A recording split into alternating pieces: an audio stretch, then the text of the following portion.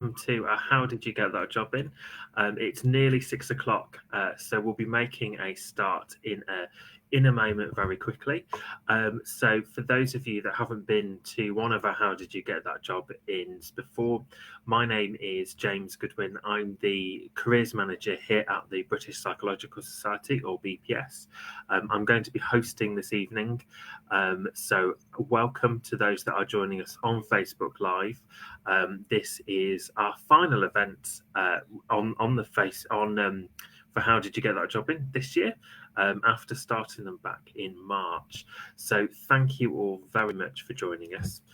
This evening's chat is going to be the December instalment in our series, where we bring you speakers talking about their career, how they entered that particular area, and their career to date. Now, if you have attended our previous sessions, we've shown lots of different career pathways within psychology and where a psychology education can lead you.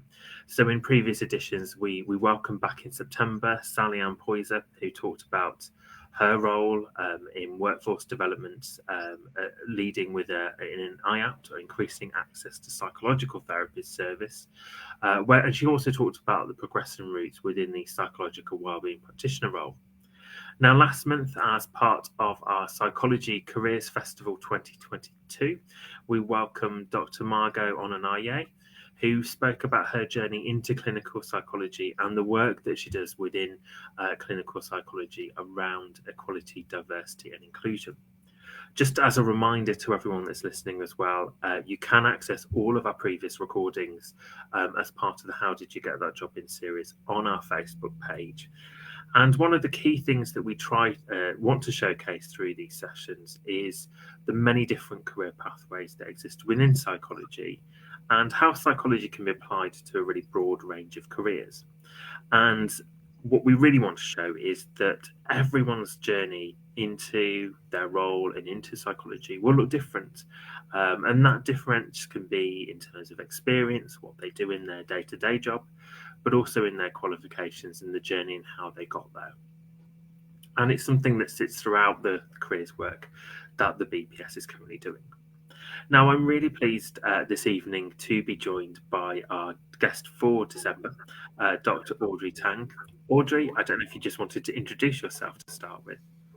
Yes, absolutely. I'm Dr. Audrey Tang. I'm a chartered psychologist with the BPS, and I deliver leadership training. That's probably the best headline to give you, and then I'm sure James will ask a little bit more in a minute. Thank you very much, Audrey, and thank you for taking the time this evening to come and talk to us about your career, your job, and your career journey to date as well. And I'm sure I'm really looking forward to hearing more about what you do and also how you got there as well this evening. Fabulous. If you are listening, please do remember that you can ask any questions that you have for Audrey throughout the session tonight. These sessions usually run at around about 30 to 45 minutes in length. So have your questions ready. Whenever they come up, do pop them in the chat. We have my colleague Gemma working in the background who'll be picking those up. And this is all really about you that's listening. It is your chance to ask questions and find out about Audrey's career. So please do keep your questions coming in. I will try and get put all questions to Audrey where I can. But because sometimes these can get quite busy, we'll try and answer them all. If we don't get to answer them, I do apologise. As a reminder as well, we are also recording this evening's event. So if you miss anything or want to go back and listen to bits of it, you can do so simply by just going back to our Facebook page, for the BPS Facebook page. So do remember to keep your questions coming in, but let's make a start. So Audrey, you touched on it a moment ago in your introduction, but can you tell me a bit about the work that you currently do? Yes, absolutely.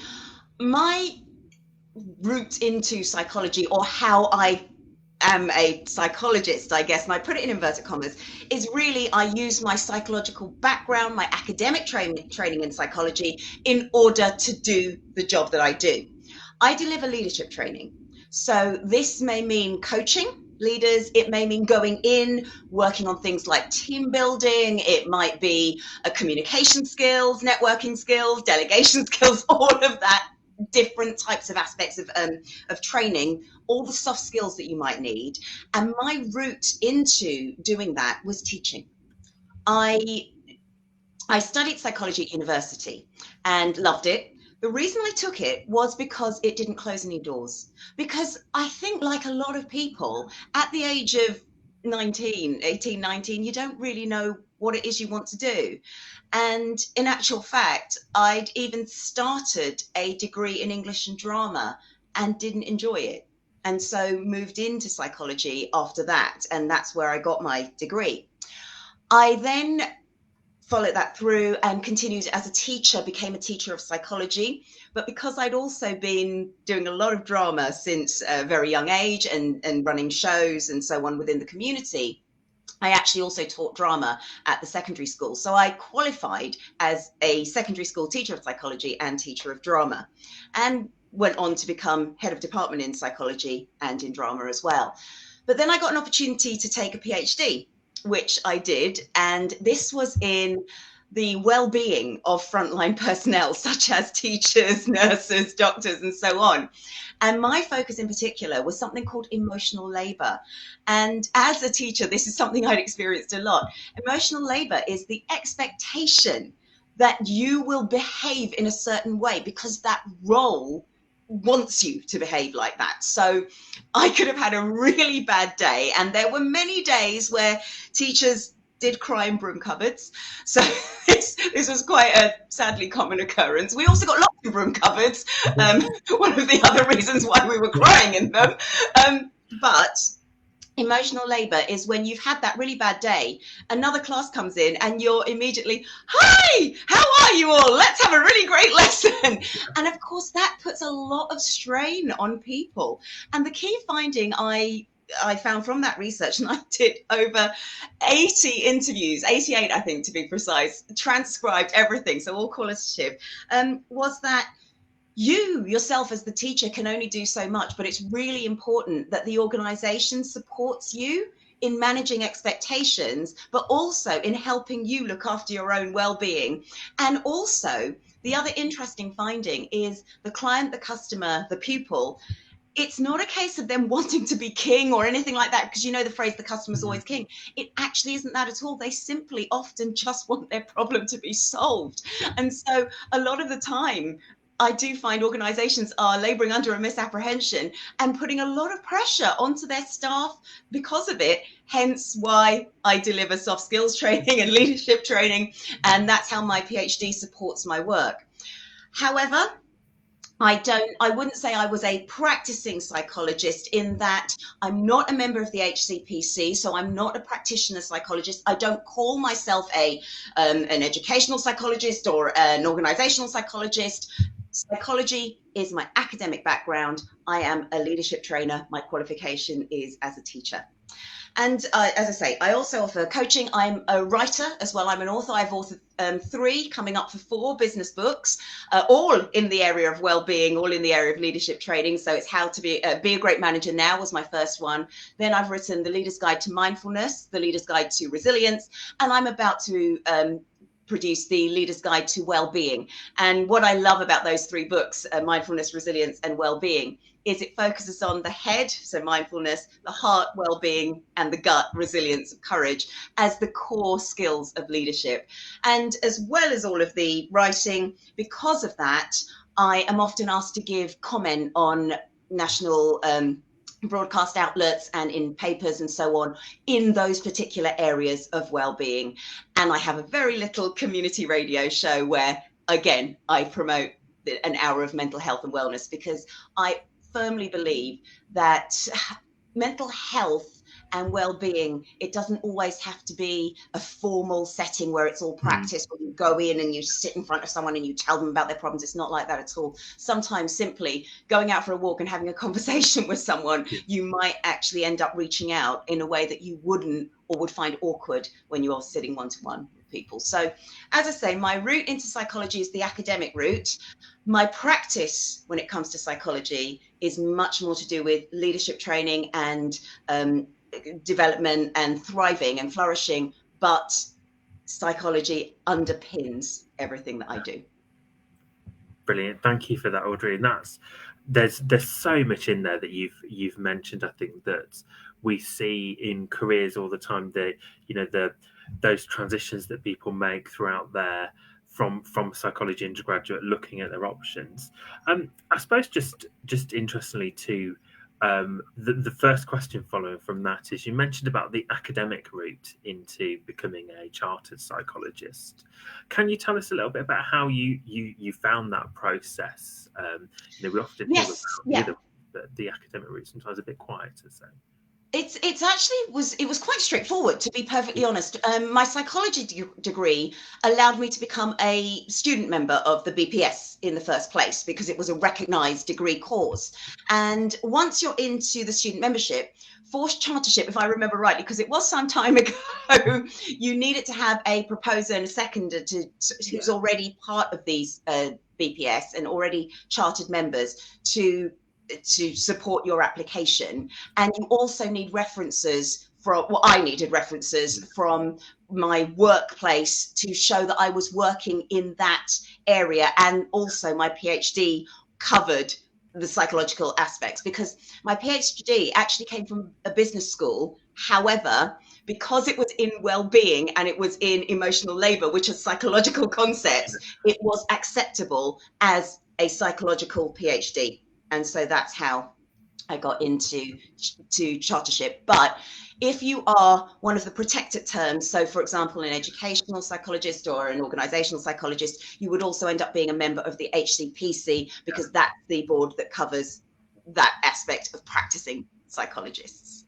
Fantastic. Thank you, Audrey. It's really interesting what you said there as well around your PhD was from a business school, but because of the psychological content of that, I think what better way kind of illustrates the transferability of psychology and how it informs so many different broad disciplines, really. Absolutely. Psychology is, as I said from the start, it doesn't close any doors, and you need it in absolutely everything that you do. Even if you're going into leadership, so you want to manage a company, whatever that might be, you need to have an understanding of how people are functioning and how people are thinking. And if you can pull from some psychological theories, you already have a start in beginning to understand and connect better with people. So what I tend to find is, through my academic background, I read widely, I understand the theories, but that doesn't mean I use the theories on their own in everything that I do. But I use the knowledge to underpin my own thinking, analysis, and working with people. And that's what really helps me. So I would always say, when it comes to psychology, it can underpin absolutely everything. I've already looked at some of the comments here. Working in market research, I love that, Maliana. That's something where you absolutely will use your empirical skills. You will use the scientific method in order to get the data and analyze the data that you need. So that's the same thing. What you'll strangely enough find is, in business, for example, all the reports that everyone was writing, there's still a lot of data analysis that goes into them. So whilst I was teaching psychology, I was having to teach SPSS, I was having to teach statistics, I was teaching exactly the same thing to business graduates as well. So psychology's work actually underpins everything that most other fields do. Yeah, that I perfectly summed up there, Audrey, I think, as to the transferability of that. Just going back actually to your undergraduate degree. So you did your undergraduate degree in psychology, and then you said you went into teaching psychology. What, in terms of thinking back to when you were an undergraduate, finishing your degree, what made you choose teaching at that stage as a pathway? That's a very good question, and it is a slightly long-winded answer, I guess. But let's just start with the undergrad degree, because there is something that I need to point out that was affecting me at the time when I was an undergrad, which may or may not affect you now. Psychology, when I was doing it, and so we're talking now, 1990 something or other. I graduated in 97, so a long time ago. Psychology could either be a BSc or it could be a BA, depending on where you did it. Because I did it at UCL, I got a BSc, and that was important to me because I actually really wanted psychology as a science degree, not as an arts degree, but that's a personal thing. But what I noticed in my training at UCL is we did a lot on statistics, we did a lot on neuropsychology and cognitive psychology and research methods. And I believe it's the content of the course that put the UCL degree as a science versus a different degree, which might be an arts degree. So after I got that, I actually I did a master's after that in history.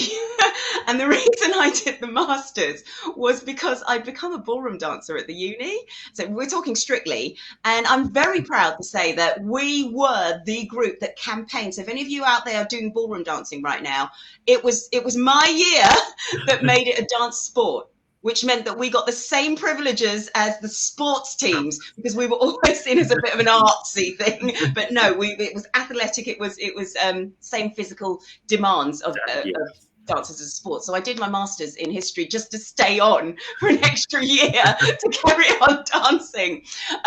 But after that, I realized that I did the history of science, so it kind of all tied in a little bit. It really wasn't for me. I went and worked for a while, actually. I worked in event management. I worked in advertising.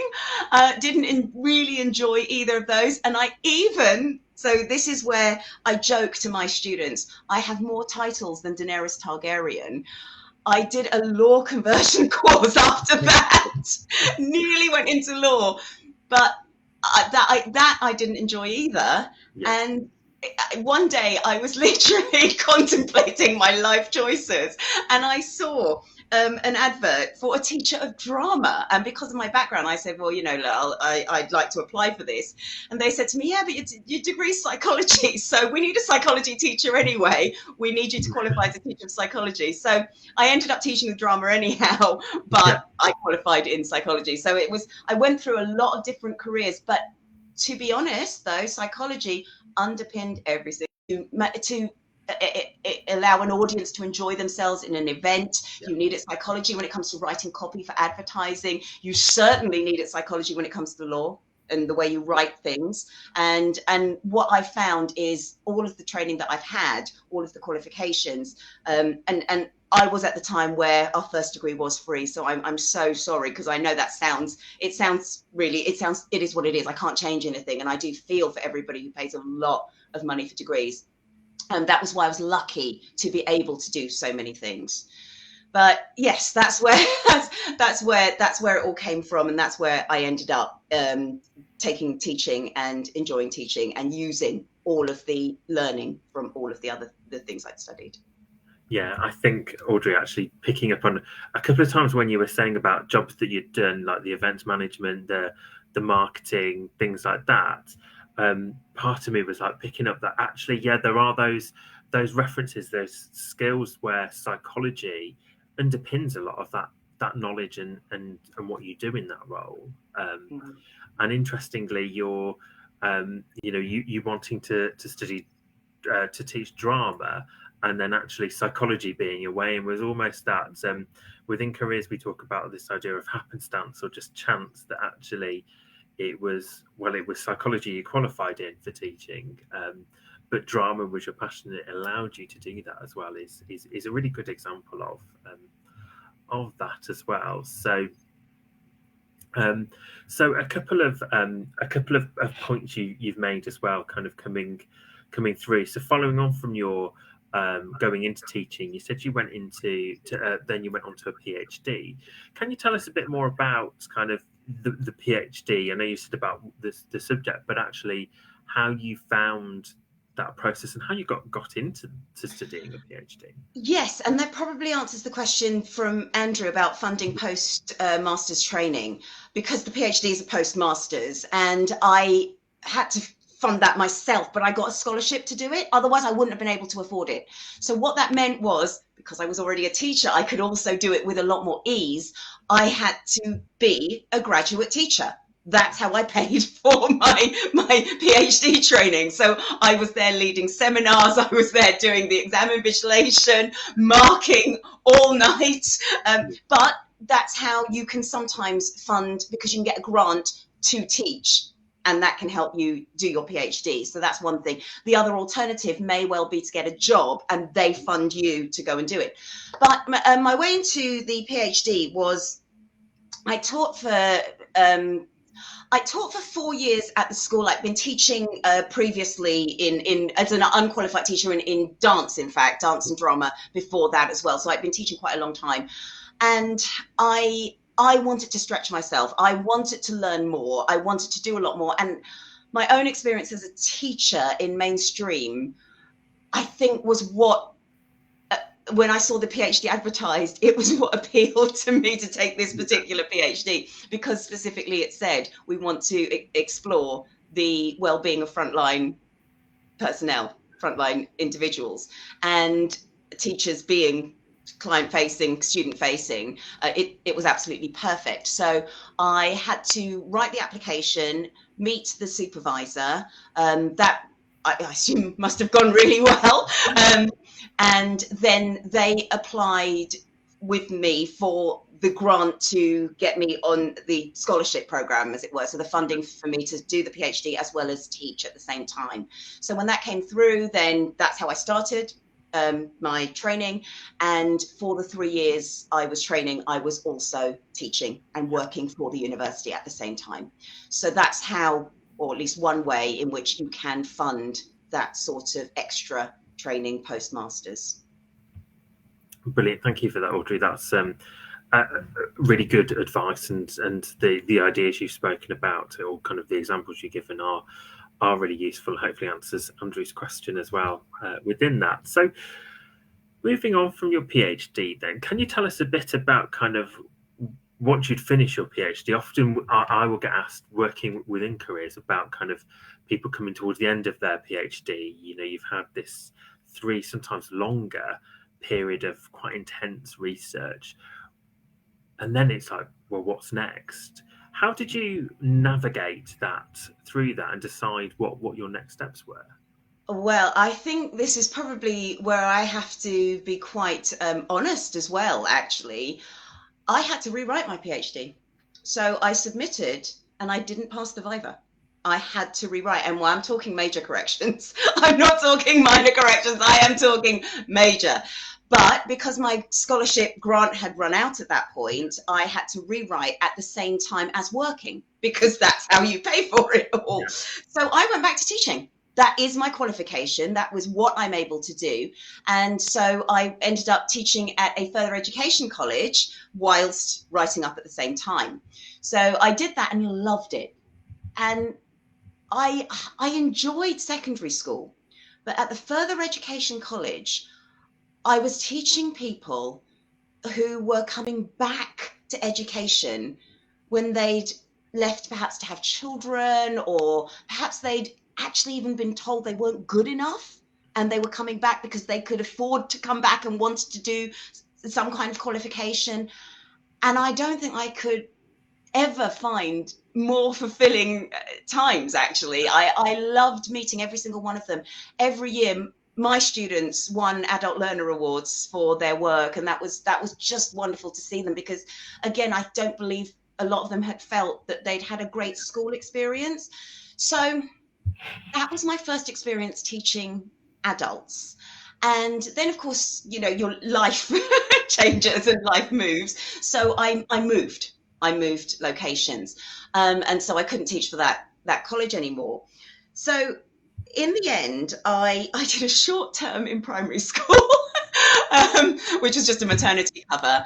And then I again did a short cover, because again, once you move, you take what you can get to pay the bills. Did another short term at a further education college, and then applied for a trainer job in the NHS, because I'd loved teaching adults so much that I wanted to continue teaching adults.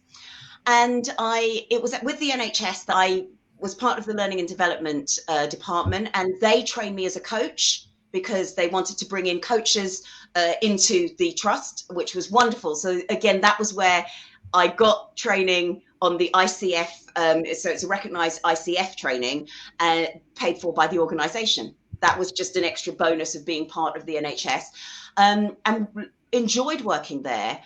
And then I began to think, I think I can do some of this on my own. Yeah. And I started doing a few bits of training on the side, teaching soft skills, using my drama work as well to do things like build confidence, teach public speaking, and so on. And I did that at the university where I got my PhD. I clearly made a good enough impression as a teacher for them that they invited me back to deliver employability sessions. And so that gave me a little bit of a side hustle whilst I was still working. And I had to build that up. And once I built that up a bit more and I got more regular work, I finally left the NHS in 2014. I went completely freelance. And then you take every job you can get. And so I was literally teaching drama, teaching psychology, teaching soft skills, teaching whatever, whoever would pay me to teach them, I was taking on.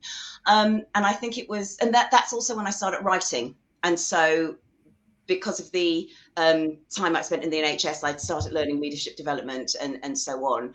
That's when I started my books as well. And it was at that point, I think come 2016, it was the first year I'd actually earned enough really to feel comfortable as a self-employed freelancer.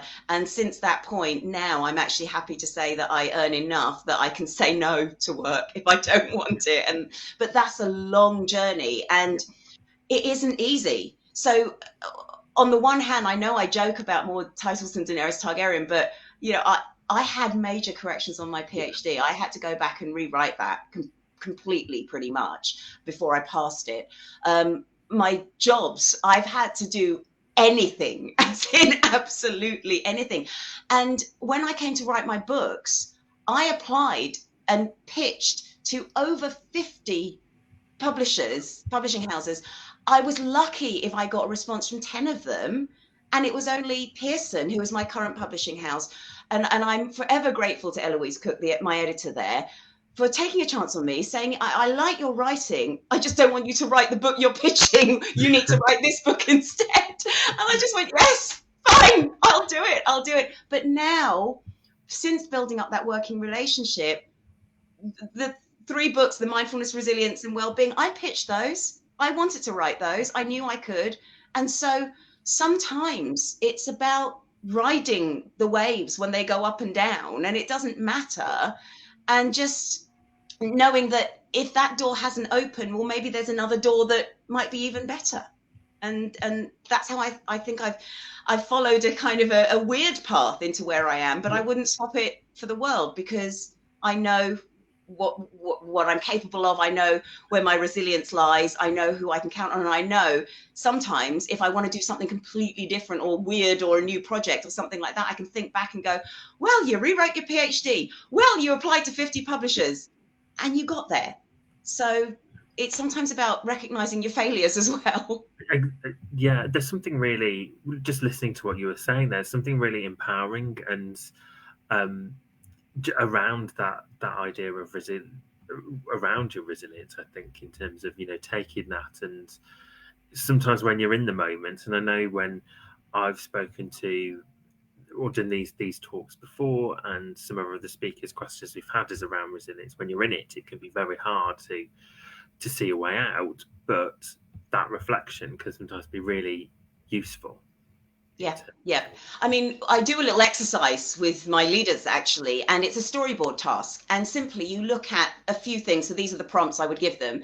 The first is, where are you now? Just simply look at where you are. It might be physically, you might have moved to be there. You might have just got a promotion. It might be that you are sitting in your wonderful new home office because you're self-employed. Where are you now? Where did you come from? But then when you can look at where are you now and where did you come from, the middle 3 questions are much more interesting. What kept you motivated? Yeah. What were your highs and lows? And what did you learn along the way? Yeah. And then if you have those key things, you know that whenever you look at what's in your future, you can think back and say, well, I may not have faced this exact situation before, but I faced a difficult situation before, and this is what got me through. And you have that blueprint. And I think that is really helpful, especially when things get to the point where you're exhausted and you think, I just can't do this anymore. Yeah, no, thank you for that. I think I've just hurriedly been scribbling those down because I think they're really useful bits of advice, Audrey, and having attended some of your training before as well. I think it's things like that that is, you can now see the story behind how you've come to that as well. So thank you for sharing that. You mentioned about kind of your journey into becoming self-employed, and I think what was reassuring, we've had people that have done freelance work within their career on these talks in the past, and get a lot of questions about the decision they made to go that. And it was reassuring that you said it as if it wasn't just overnight. You went from one day being employed to the next to being self-employed. I'm just interested in terms of or the skills or the techniques you use to start to build up your own or creating your self-employment. I think if you've attended any of my training sessions, you will know I have quite a theatrical approach, which maybe is now all becoming a little bit clearer as to why. I am quite an acquired taste as a trainer. I am a little bit like Marmite, you either love me or hate me. But I do find once I got in, and I got in, remember, through the university that I did my PhD at, they then told other people about me, who then asked me to go to other universities. So lecturers talk, and then you get more known by other people, and then they have friends, and you get into organizations that way, and so on. And then I started getting invited to conferences and things. So again, delivering in my specific style. Now, that specific style is what gets me hired. And there has always been a time where I've sat there and gone, well, should I just change it? Is this really getting me enough work? But at the end of the day, I know that style is unique to me. I do things like leadership aerobics. I have had CEOs standing up teaching an aerobics class in the middle of a conference. I do escape games, tabletop escape games to build teams. That's what we do. I've done a Hunger Games event as well, again, to talk about teamwork and team bonding. So these very immersive approaches to training. I work with actors. So when I do role play with people, it's not you doing GCSE drama, because I've taught that. I know what that's like. I work with professional actors who play specific roles, and organizations brief me and they say, well, we've got characters like this that we want people to be able to deal with. And that style is, as I say, quite specific.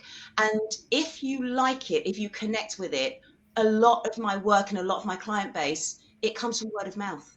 Yeah. But because it comes from word of mouth, people aren't afraid when I turn up with a bunch of props. I delivered a session yesterday, in fact, in Manchester, and I turned up with my 5 balloons to burst motivational myths.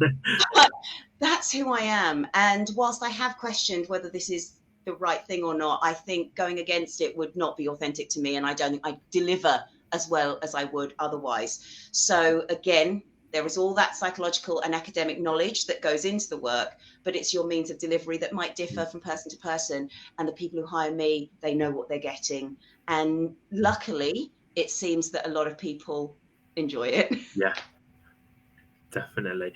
I think there's so many great points in there in terms of kind of, I think, what people can learn. I think for me, you talk about authenticity, and that is so important, I think, in careers. And just actually, if we look at kind of the psychology of careers for a moment, actually finding a role that allows you to be your authentic self, it just is going to create career happiness for you as well. And you can see that yes. I mean, I often talk to my students and to my clients about the difference between skills and strengths. So you will build up a whole host of skills as you go along. I mean, an example of that would be statistics. I'm very bad at maths, but I know my statistics when it comes to psychology, because that's the background that I've had. But one of the skills I built up over event organization and producing community theatre and so on is being able to organize. I'm an exceptional organizer, and everybody will say that. I hate it. It is not one of my strengths. A strength is something you're good at and can improve on, but you don't get exhausted by it. A skill is something that you build up and improve on, but it really can exhaust you when you do it. So I'm very skilled at organizing. I wouldn't say it's one of my strengths at all. My strengths are in teaching, in performing, in speaking, and that really energizes me. And one of the dangers I find with a lot of my leadership clients is that they get to a certain stage where they've been promoted on their skills, and they're getting all the praise because they're very good at it, but they say to me, I don't know why I don't like this. I don't know why I feel so exhausted. And that's because they're not being authentic to their strengths. They're focused on the little dopamine hit every time their skill gets praised, and that's what keeps them going. But it's not the most healthy place to be, because really they're getting really good at something that's not true to them. And so you sometimes have to take that step back and think about, well, what are my strengths? What am I good at and I love? And when you can do that, that's really helpful when it comes to career choices. Yeah. I would second that. I think that's such good advice around strengths and the idea of the performance, how well you perform at them, the kind of the energy and motivation and passion you get from them, and then ultimately then how much you use them as well, I think is really key. I think just as an aside to that, for anyone listening, it's something definitely within student and graduate recruitment. I think we're seeing a lot of employers now moving towards a strength-based approach rather than just asking questions about skills, when have you done this particular, when have you organised something, to actually starting to question around kind of strengths. What energizes you? What motivates you? What do you dislike doing? And just that, to get the most authentic people for their jobs. Happier, motivated person in the job is going to result in better for everyone, really. So thank you, Audrey. And you also mentioned, when you were talking about your becoming self-employed, you mentioned about networking and word of mouth, and just how important that was. And hopefully that, for people listening, is just reassuring. I know from having worked in the sector, things like universities, word of mouth is so important, because there are networks you can tap into that sit across that sector as well. Yeah. And actually, when it comes to word of mouth, it's not necessarily even on what you're delivering, but actually things like your reliability, whether you turn up when you say you're going to, whether people engage with you. So a lot of the time, because now, of course, we are moving to strength-based, and positive psychology has got this whole big revival, which is lovely. And I'm terribly envious of any of you who are taking positive psychology degrees, because I never had the chance. But they focus a lot on values in action and your strengths, which is absolutely brilliant. And so it is important to sort of recognize that your strengths are such that they will carry you through. But if you ever do the values in action questionnaire, I also get clients who get really upset because they go, oh, I'm not strong in bravery, and I'm not strong, but I'm strong in perseverance, and that's just awful. And it's like, no, Seligman made it a strength for a reason. And the way I like to look at it is, if somebody has taken a chance on me, then perseverance, fairness, loyalty, all of those things are really important, because it shows that I'm a good bet. I'm a good investment. I will work hard and I will over deliver if you take that chance on me, rather than, for me anyway, going in, shooting from the hip and saying, yes, I'm absolutely brilliant, and then not being able to deliver it. So sometimes the slightly more attractive strengths may not actually be so great if they're in the wrong person. Exactly. I think that is such a key point. I think definitely. So thank you, Audrey, for that, and going into that description of strengths, because I think there's lots that people can hopefully take away from this that are listening.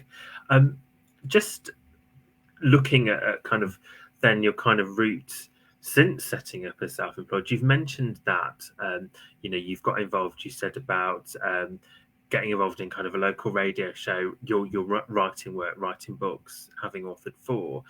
How were those kind of conscious steps you took to build your your career at the moment, or are there things that maybe just happened and that you thought, oh, that's great? I don't know how Again, those came about. a very good question, and I guess I'm half deciding what's the best answer to give here. Uh, well, as you know, I got into psychology having wanted to teach drama in the first place. That's probably been my goal ever since I was very, very small, was to be a famous actress. I'm good at acting. It's a strength of mine. But when I was growing up, I once played the princess in Aladdin 3 times in 1 year because that's all I was going to get cast as, no matter how good I was. And even when I went to stage school and I did a summer school and then I auditioned, got in. The only thing they would consider putting me forward for was Miss Saigon. Nothing else, nothing else. And so all the way through, I learned if I wanted to do something, I was probably going to have to do it myself, find a way of doing it myself. And so when it comes to were these conscious steps, in a way, yes, because probably what's been driving me is that little wish to be that actress and get onto all the broadcast media, because I've done resident psychologist on the Chrissy B show on Sky and so on as well, where I've talked about well-being and the like. But so in many ways it was probably a conscious decision to get me on the pathway into media. But it turns out that I'm making a much better impact in psychology. And I love that, because one of the key things, and again, this is something I deal a lot with my clients, we do talk about wanting to make an impact on people. We talk about wanting to help people. And anyone going into psychology as a care profession, you probably have that drive anyway. And I've realized over time that whilst I might have wanted to be a performer, I think had I been successful, I would only ever have impacted maybe the people who became a fan of mine or something like that. But now, with the platforms I've created, the platforms I've been able to get onto, my books and so on, I'm able to offer well-being tips, informal, practical tools, things that we can do just to boost ourselves up. They're not there as professional counseling advice or anything like that. I'm not a counselor. I'm a coach, if nothing else, or a teacher. But they're these little informal things that all of us can do to build our mental and emotional fitness every single day. And that, to me, I think creates bigger impact than I would have in any other way. And I think I'm finally mature enough to recognize that. So yes, half conscious, probably driven by something not that I expect it to be driven by, but now I'm very grateful I have those platforms and I'm doing them within the field of psychology. Fantastic, brilliant. Thank you for sharing that and that process behind that, Audrey. That was great. And I'm going to move on to the last question this evening, which reflecting on it, is probably going to be a really tricky question, because you've given us so many bits of advice and so many nuggets of things, hopefully, that people can take away. But I'm going to ask it anyway. And obviously, our audience this evening is primarily people that are either in the early stages of a psychology career or degree, or thinking about studying psychology further. If you had to give your kind of top tip or a bit of advice that you maybe wish you'd have known, what you know now, wish you'd have known then, anything like that, what would that be? This is something which I've learned now as a teacher. When I was teaching younger children, the tendency was to ask people, what do you want to do when you grow up? And that puts a lot of restrictions onto you. So if you've ever been asked that and you said, I want to be a psychologist, or I want to be a clinician, or I want to be a whatever, pin that thought for a moment and ask yourself this question instead. What problems do you want to solve, or what legacy do you want to leave? And that will give you broader options. It may still point you in the same path, but that way doors remain open for you rather than you choosing that specific thing, and recognizing, as we all do, that passions change Yeah, as we grow. brilliant. I think that I couldn't have said it better. I think that was such a nice way to bring it back as well to probably one of your first points you made when we began this evening around kind of leaving doors open for yourself with that. I think is so important, and reframing that what do you want to be question to what problem do you want to solve, I think can just be so helpful to reframe that and look at it. So thank you so much, Audrey, for sharing that with us this evening. It's been a real pleasure to talk to you and hear about your journey, and thank you for giving it the time and coming along this evening as well. Thank you to everyone as well that's been listening while we've been talking. That's all we've got time for this evening. But it has been really fascinating to hear about your career journey today, Audrey, and looking forward to kind of hearing more about it in the future. Those that are listening, please don't forget that we do run these on the first Tuesday of every month. So how did you get your job in? Sorry, how did you get that job in series? Will return after Christmas now. The BPS is closed on the date of our next one. So our next How Did You Get That Job In will be Tuesday, the 7th of February, taking place at exactly the same time, 6 p.m. on our Facebook channel. Next, in February, we're going to be joined by Anna Bate, who is the contracts manager for We Are With You, who offer IAP services.